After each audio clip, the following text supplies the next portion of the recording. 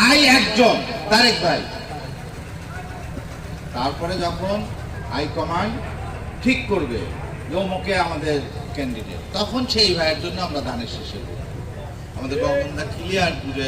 ধানের শীষের মনোনয়ন যে পাবেন আমরা ঐক্যবদ্ধ হয়ে তাকেই বিজয়ী করব, এই আহ্বান জানিয়েছেন কেন্দ্রীয় স্বেচ্ছাসেবক দলের সাবেক যুগ্ম সাধারণ সম্পাদক, বাংলাদেশ মিল্ক ভিটার সাবেক পরিচালক ও শাহজাদপুর উপজেলা ও পৌর সম্মেলন প্রস্তুত কমিটির সদস্য মোহাম্মদ জাকির হোসেন।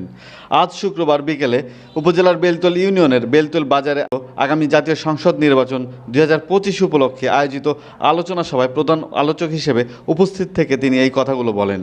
এনায়েতপুর থানা সাবেক বিএনপি নেতা আলহাজ মোহাম্মদ গোলাম হোসেনের সভাপতিত্বে ও শাহজাদপুর কলেজ ছাত্র সংসদের সাবেক ক্রীড়া সম্পাদক আবু আল মঈন খান রিন্টুর সঞ্চালনায় আরও উপস্থিত ছিলেন সাবেক ছাত্রনেতা সিরাজগঞ্জ সরকারি কলেজ ছাত্র সংসদের সহসাধারণ সম্পাদক একেজি গগন, উপজেলা যুবদলের সাবেক সাংগঠনিক সম্পাদক ও উপজেলা বিএনপির সাবেক প্রচার সম্পাদক মোহাম্মদ হারুনুর রশিদ ঠান্ডু, বিএনপি নেতা আবু বক্কার চৌধুরী, টিঙ্কু, KM শরীফ উদ্দিন, বিপুল সাকওয়াত, কানাইলাল সহ বেলতল ইউনিয়ন বিএনপির নেতৃবৃন্দ ও স্থানীয় জনতা।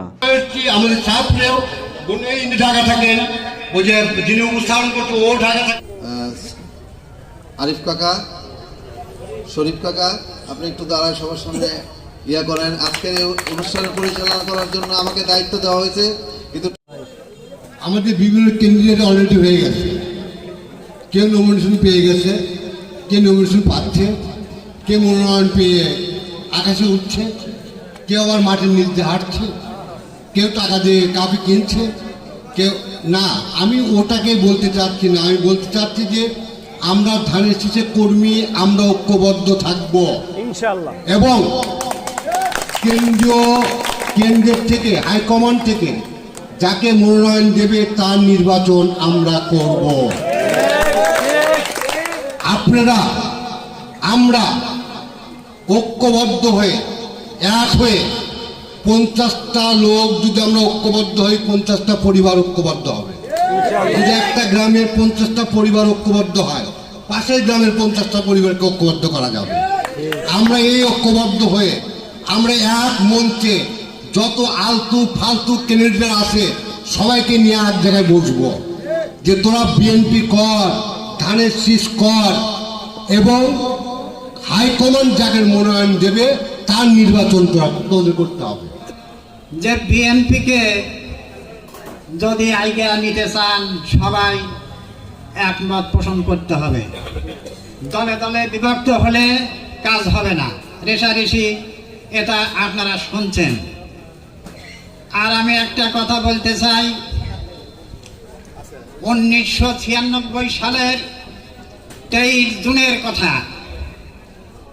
ওই দিন আওয়ামী লীগের নেত্রী কাতান শাড়ি পরে সেজে গুজে বসে আছেন, প্রধানমন্ত্রীর শপথ নিতে যাবেন, শপথ নিতে যাচ্ছেন না, কিসের জন্য যেন বসে আছেন। আমরা ছেলেবেলায় পড়েছি, আই ছেলেরা আই মেয়েরা ফুল তুলিতে যায়, ফুলের মালা গলায় দিয়ে মামার বাড়ি যায়। ওই সুরে সুরে দলের নেতা কর্মীদেরকে উদ্দেশ্য করে বলেন, আয় সন্ত্রাসীরা, আয় বাকশালীরা, চল খুন করিতে যাই, লাশের মালা গলায় দিয়ে দেশ শাসনে যাই।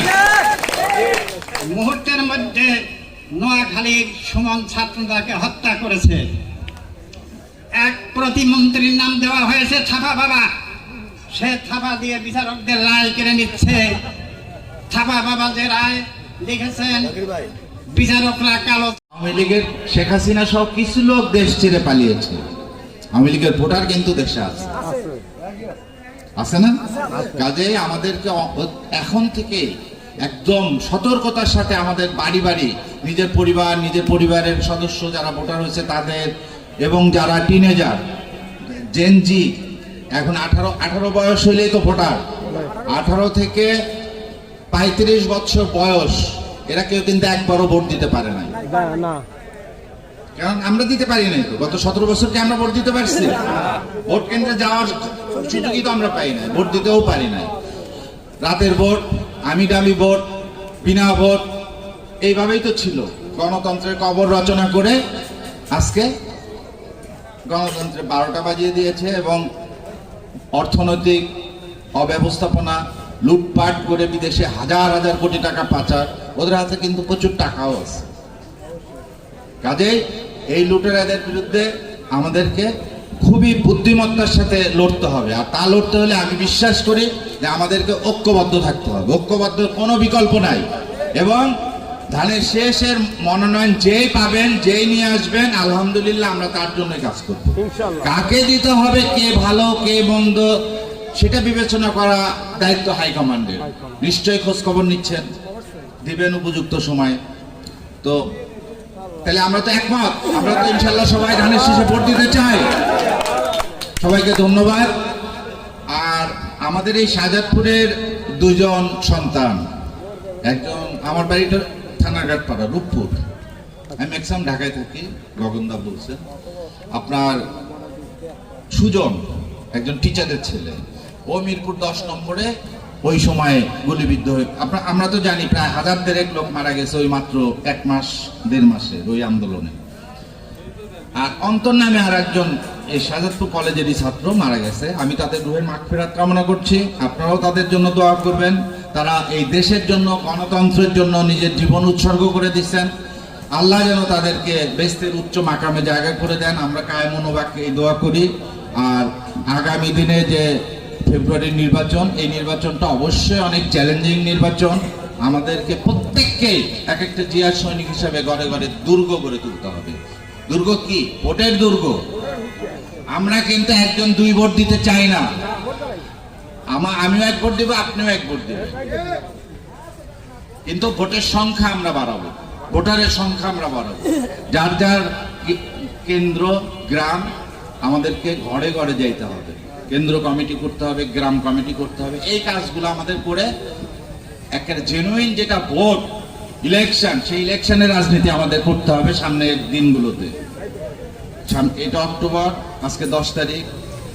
আর আমি আপনাদেরকে এখন, আপনারা একটা লিফলেট পেয়েছেন, 31 দফা রাষ্ট্র কাঠামো মেরামতের কর্মসূচি।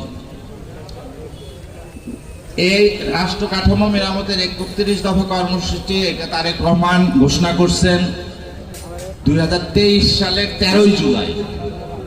শেখ হাসিনা পতন হয়েছে 24 সালের 5 আগস্ট। সমমনা রাজনৈতিক দলগুলোর সাথে পরামর্শ করে এই 31 দফা কর্মসূচি প্রণয়ন করা হয়েছে।